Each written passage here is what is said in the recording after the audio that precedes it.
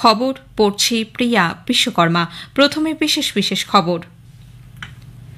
প্রধানমন্ত্রী আজ নতুন দিল্লিতে বিকশিত ভারতের পথে যাত্রা বাজেট পরবর্তী সম্মেলনের উদ্বোধনী অধিবেশনে ভাষণ দেবেন।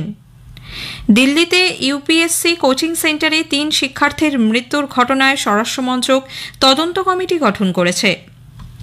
দিল্লির উপরাজ্যপাল এই ঘটনায় মৃত শিক্ষার্থীদের পরিবারকে 10 লক্ষ টাকা করে আর্থিক সাহায্যের কথা ঘোষণা করেছেন। লোকসভায় বিরোধী দলনেতা জাতিভিত্তিক গণনা এবং আইন তৈরি করে কৃষকদের জন্য ন্যূনতম সহায়ক মূল্য নিশ্চিত করার দাবি জানিয়েছেন। অধ্যক্ষের পদ নিয়ে প্রশ্ন তোলায় বিরোধী দলনেতার কড়া সমালোচনা করেছে কেন্দ্র। দক্ষিণ পূর্ব চীনের হুনান প্রদেশে কাদার ধসে 15 জনের মৃত্যু। প্যারিস অলিম্পিকে আজ 10 মিটার এয়ার পিস্তলের মিশ্র দলগত বিভাগে ভারতের মনু ভাকের ও সরবজোৎ সিং জুটি ব্রোঞ্জ জয়ের লক্ষ্যে খেলতে নামবেন। আসছি বিস্তারিত খবরে। প্রধানমন্ত্রী নরেন্দ্র মোদী আজ বিকেলে নতুন দিল্লিতে বিকশিত ভারতের পথে যাত্রা বাজেট পরবর্তী সম্মেলনের উদ্বোধনী অধিবেশনে ভাষণ দেবেন। Confederation of Indian industry CII এই সম্মেলনের আয়োজন করেছে। এর লক্ষ্য উন্নয়ন এবং শিল্প স্থাপনে সরকারের বৃহত্তর পরিকল্পনার রূপরেখা উপস্থাপন। সরকারি আধিকারিক, কূটনৈতিক সম্প্রদায়, শিল্পক্ষেত্রে অগ্রণী ব্যক্তিত্ব সহ 1000-এরও বেশি প্রতিনিধি সম্মেলনে যোগ দেবেন। জাতীয় রাজধানীর পুরনো রাজেন্দ্রনগরে ইউপিএসসি কোচিং সেন্টারে 3 শিক্ষার্থীর মৃত্যুর ঘটনায় স্বরাষ্ট্রমন্ত্রক তদন্ত কমিটি গঠন করেছে। বেসমেন্টে জল ঢুকে মৃত্যুর পেছনে কী কারণ রয়েছে তা অনুসন্ধানের পাশাপাশি এই ঘটনার দায় কার, কমিটি তাও নির্দিষ্ট করবে। ভবিষ্যতে এ ধরনের বিপর্যয় এড়াতে নীতি পরিবর্তনের সুপারিশ এবং পদক্ষেপ প্রস্তাব করবে তারা। এক সোশ্যাল মিডিয়া পোস্টে মন্ত্রক জানিয়েছে, তদন্ত কমিটিতে থাকবেন নগর উন্নয়ন মন্ত্রকের অতিরিক্ত সচিব, দিল্লি সরকারের স্বরাষ্ট্র সচিব, দিল্লি পুলিশের বিশেষ কমিশনার, অগ্নি উপদেষ্টা এবং অন্যান্য আধিকারিক। 30 দিনের মধ্যে কমিটি রিপোর্ট দেবে। এদিকে দিল্লির উপরাজ্যপাল বিনয় কুমার সাক্সেনা এই ঘটনায় মৃত শিক্ষার্থীদের পরিবারকে 10 লক্ষ টাকা করে আর্থিক সাহায্যের কথা ঘোষণা করেছেন। গতকাল বিজেপি আইএএস কোচিং সেন্টারে ওই ঘটনার প্রতিবাদে দিল্লি সরকার এবং দিল্লি পুর নিগমের বিরুদ্ধে আম আদমি পার্টির সদর দপ্তরের সামনে বিক্ষোভ দেখায়। দলের উত্তর পশ্চিম দিল্লির সাংসদ যোগিন্দার চান্দোলিয়া বলেন, এই ঘটনার জন্য দিল্লি সরকার দায়ী। দিল্লি শাখার সভাপতি বীরেন্দ্র সচদেবা অভিযোগ করেন, দিল্লি সরকারের অবহেলার কারণেই পড়ুয়াদের প্রাণ গেল। এই সরকারের মন্ত্রীদের উচিত পদত্যাগ করা। দিল্লি কংগ্রেসের সভাপতি দেবেন্দ্র যাদবও আম আদমি পার্টির সরকারের সমালোচনা করেছেন। অন্যদিকে দিল্লি সরকারের মন্ত্রী সৌরভ ভরদ্বাজ বলেছেন, আধিকারিকদের গাফিলতিতেই এই ঘটনা ঘটেছে। সেই সব আধিকারিকদের বিরুদ্ধে কড়া ব্যবস্থা নেওয়া হবে। বিধিভঙ্গের জন্য পুরনো রাজেন্দ্রনগর ও মুখার্জি নগরের কিছু ইনস্টিটিউট বন্ধ করে দেওয়া হয়েছে। এদিকে এই ঘটনায় আরও 5 জনকে পুলিশ গ্রেপ্তার করেছে। এই নিয়ে এই ঘটনায় গ্রেপ্তারের সংখ্যা বেড়ে হল 7।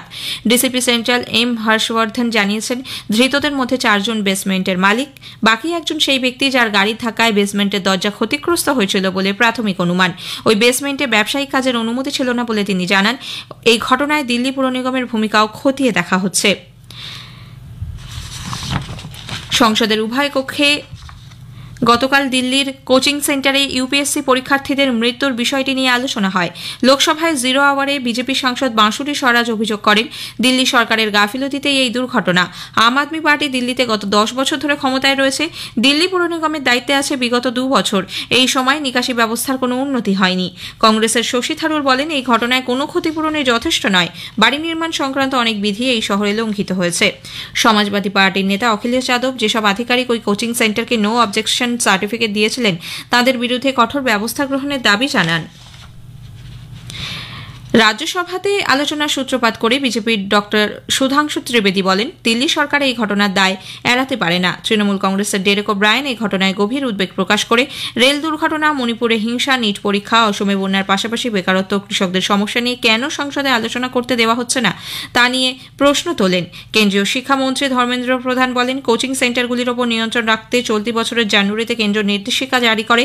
সেই নির্দেশিকা যথাযথভাবে পালন করা হলে এই বিপত্তি হতো না বলে তাঁর দাবি। লোকসভার বিরোধী দলনেতা রাহুল গান্ধী জাতিভিত্তিক গণনা এবং আইন তৈরি করে কৃষকদের জন্য ন্যূনতম সহায়ক মূল্য নিশ্চিত করার দাবি জানিয়েছেন। নিম্নকক্ষে গতকাল 2024-25-এর সাধারণ বাজেট নিয়ে আলোচনায় তিনি বলেন, ইন্ডি জোট ক্ষমতায় এলে এই দুটি বিষয় অগ্রাধিকারের তালিকায় রাখত। অগ্নিবীর প্রকল্প নিয়েও কেন্দ্রীয় সরকারের প্রতি আক্রমণ শানিয়ে রাহুল বলেন, দেশের জনসংখ্যার 73%ই তপশিলি জাতি, উপজাতি এবং অন্যান্য অনগ্রসর শ্রেণীর অন্তর্ভুক্ত। অথচ এই বাজেটে তাদের জন্য কিছুই নেই। মধ্যবিত্ত মানুষদের উপর করের বোঝা বাড়ছে বলে অভিযোগ করেন তিনি। এদিকে লোকসভার অধ্যক্ষের পদ নিয়ে প্রশ্ন তোলায় তথ্য ও সম্প্রচার মন্ত্রী অশ্বিনী বৈষ্ণব বিরোধী নেতা রাহুল গান্ধীর সমালোচনা করেছেন। নতুন দিল্লিতে সাংবাদিকদের তিনি বলেন, শ্রী গান্ধীর এ ধরনের আচরণ গণতন্ত্র এবং সংবিধানকে খাটো করে।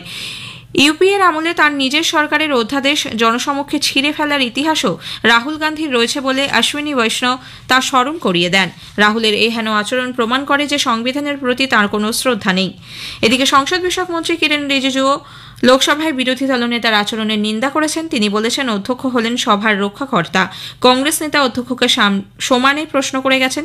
তিনি এখন বিরোধী দলের নেতা। সংসদের বিধি মেনে তার চলা উচিত। খবর শুনছেন আকাশবাণী থেকে। দক্ষিণ পূর্ব চীনের হুনান প্রদেশে কাদার ধসে 15 জনের মৃত্যু হয়েছে। সরকারি টেলিভিশন জানিয়েছে, প্রবল বর্ষণের মধ্যে ওই পর্যটন এলাকার একটি হোমস্টে কাদার ধসে ছাপা পড়লে 21 জন আটকে পড়েন। ত্রাণকর্মীরা 6 জনকে আহত অবস্থায় উদ্ধার করে হাসপাতালে নিয়ে যান। 24 ঘন্টার মধ্যে সেখানে 300 মিলিমিটার বৃষ্টি রেকর্ড করা হয়েছে। নিকোলাস মাদুরো তৃতীয়বারের জন্য ভেনেজুয়েলার রাষ্ট্রপতি নির্বাচিত হয়েছেন। 2031 সাল পর্যন্ত ক্ষমতায় থাকবেন তিনি। সেদেশের জাতীয় নির্বাচন পর্ষদ জানিয়েছে, শাসক দল ইউনাইটেড সোশ্যালিস্ট পার্টির প্রার্থী মাদুরো পেয়েছেন 51.2% ভোট। অন্যদিকে 44.2% ভোট পেয়েছেন বিরোধী প্রার্থী এডমুন্ডো গনজালেস উরুতিয়া। গোলান মালভূমিতে রকেট হামলায় 12 জনের মৃত্যুতে লেবাননের হেজবুল্লাহ গোষ্ঠীকে ইসরায়েলের হুঁশিয়ারির পর নতুন করে সংঘর্ষ মাথাচাড়া দেওয়ার আশঙ্কার প্রেক্ষিতে লেবাননে ভারতীয় দূতাবাস দেশের নাগরিকদের জন্য পর্যটন সংক্রান্ত একটি অ্যাডভাইজারি জারি করেছে। এতে বলা হয়েছে, লেবাননে বসবাসকারী ভারতীয় এবং যারা সেদেশ ভ্রমণের পরিকল্পনা করছেন তাদের অবশ্যই বেইরুটের দূতাবাসের সঙ্গে যোগাযোগ রাখতে হবে। এক্স হ্যান্ডেলে এক পোস্টে ভারতীয় দূতাবাস জানিয়েছে, এই অঞ্চলে সাম্প্রতিক পরিস্থিতির প্রেক্ষিতে ভারতীয় নাগরিকদের সাবধানতা অবলম্বন করতে বলা হয়েছে। জরুরিকালীন একটি ফোন নম্বর এবং ইমেল আইডিও প্রকাশ করেছে ভারতীয় দূতাবাস। এদিকে ইসরায়েল ও জঙ্গি গোষ্ঠী হেজবুল্লাহর মধ্যে উত্তেজনা বৃদ্ধির প্রেক্ষিতে বেইরুট বিমানবন্দরে একাধিক ফ্লাইট বাতিল করা হয়েছে। দেরিতে চলছে বেশ কিছু উড়ান। কোয়াড গোষ্ঠীভুক্ত বিদেশমন্ত্রীরা সন্ত্রাসবাদীদের হাতে নতুন প্রযুক্তির ব্যবহারের বিষয়ে সতর্ক করে দিয়েছে। লস্কর-ই তৈবা, জৈশ-ই মোহাম্মদ, আল কায়দা এবং ইসলামিক স্টেট সহ রাষ্ট্রসংঘে তালিকাভুক্ত জঙ্গি গোষ্ঠীর বিরুদ্ধে আন্তর্জাতিক আইন অনুযায়ী ব্যবস্থা গ্রহণের দাবিও জানানো হয়েছে। টোকিওয়ে গতকাল এক বৈঠকের পর যৌথ বিবৃতিতে কোয়াডের মন্ত্রীরা জানান, নিজেদের উদ্দেশ্য চরিতার্থ করতে জঙ্গিরা যে নতুন প্রযুক্তির ব্যবহার করছে তা বন্ধ করার লক্ষ্যে গোষ্ঠীর সদস্য দেশগুলি আন্তর্জাতিক এবং আঞ্চলিক স্তরে একযোগে কাজ করতে দায়বদ্ধ। বিদেশমন্ত্রী এস জয়শঙ্কর, মার্কিন বিদেশ সচিব অ্যান্টনি ব্লিংকেন, অস্ট্রেলিয়ার বিদেশমন্ত্রী পেনি ইয়ং এবং জাপানের বিদেশমন্ত্রী ইয়োকো কামিকাওয়া রাষ্ট্রসংঘ তালিকাভুক্ত জঙ্গি গোষ্ঠীর বিরুদ্ধে উপযুক্ত পদক্ষেপ গ্রহণের বিষয়ে তাদের মত পুনর্ব্যক্ত করেন। 26/11 মুম্বাই হামলা এবং পাঠানকোটে জঙ্গি আক্রমণের কথা স্মরণ করিয়ে দিয়ে সন্ত্রাসবাদীদের কোনো দেরি না করে বিচারের আওতায় আনার কথাও বলেন তারা। প্রতিরক্ষামন্ত্রী রাজনাথ সিং এর পৌরোহিত্যে আজ নতুন দিল্লিতে ডিফেন্স অ্যাকুইজিশন কাউন্সিল ডিএসির বৈঠক অনুষ্ঠিত হয়। ভারতীয় সেনাবাহিনীর সাঁজোয়া গাড়িতে ব্যবহৃত অত্যাধুনিক যন্ত্র, অ্যাডভান্স ল্যান্ড নেভিগেশন সিস্টেম সহ অন্যান্য সামরিক সরঞ্জাম ক্রয় সংক্রান্ত প্রস্তাব নিয়ে বৈঠকে আলোচনা হয়েছে। প্রতিরক্ষা মন্ত্রক জানিয়েছে, ভারতীয় উপকূলরক্ষী বাহিনীর সক্ষমতা বাড়াতে 22টি ইন্টারসেপ্টর বোট কেনার সিদ্ধান্ত হয়েছে।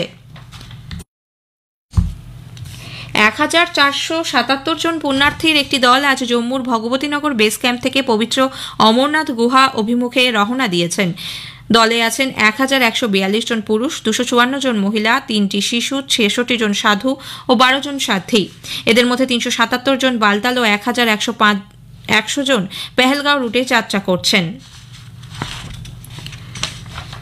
প্যারিস অলিম্পিকে আজ 10 মিটার এয়ার পিস্তলে মিশ্র দলগত বিভাগে ভারতের মনু ভাকের ও সরবজোৎ সিং জুটি ব্রোঞ্জ জয়ের লক্ষ্যে খেলতে নামবেন সাউথ কোরিয়ার জুটি ও ইয়ে জিন এবং লি ওনহোর মুখোমুখি হবেন তারা। খেলা শুরু হবে ভারতীয় সময় দুপুরে 1টায়।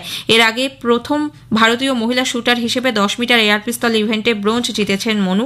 পুরুষদের ট্র্যাপ শুটিং এর যোগ্যতা নির্ণায়ক পর্বে ভারতের পৃথ্বীরাজ টোন্ডাইমান দুপুর 12:30টায় খেলতে নামবেন। মহিলাদের ট্র্যাপ শুটিং এ একই সময় খেলতে নামবেন 2018 কমনওয়েলথ গেমসের সোনা জয়ী শ্রেয়সী সিং। শেষ করার আগে খবরের বিশেষ কিছু অংশ আরও একবার। প্রধানমন্ত্রী আজ নতুন দিল্লিতে বিকশিত ভারতের পথে যাত্রা বাজেট পরবর্তী সম্মেলনের উদ্বোধনী অধিবেশনে ভাষণ দেবেন। দিল্লিতে ইউপিএসসি কোচিং সেন্টারে 3 শিক্ষার্থীর মৃত্যুর ঘটনায় স্বরাষ্ট্র মন্ত্রক তদন্ত কমিটি গঠন করেছে। খবর শেষ হলো।